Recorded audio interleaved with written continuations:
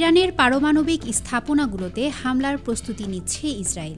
সম্প্রতি যুক্তরাষ্ট্রের গোয়েন্দা সংস্থাগুলোর নতুন তথ্যে বিষয়টি সামনে এসেছে। আর এরপরই নড়েচড়ে বসেছেন যুক্তরাষ্ট্রের president Donald Trump.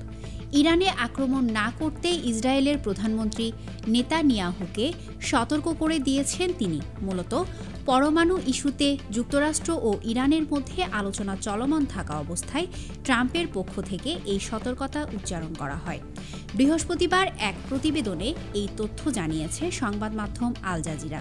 President Donald Trump জানিয়েছেন তিনি ইসরায়েলি প্রধানমন্ত্রী নেতানিয়াহুকে ইরানের ওপর কোনো সামরিক হামলা না চালানোর জন্য বলেছেন, যাতে তার প্রশাসন তেহরানের সাথে একটি নতুন পারমাণবিক চুক্তির জন্য আরও সময় পায়।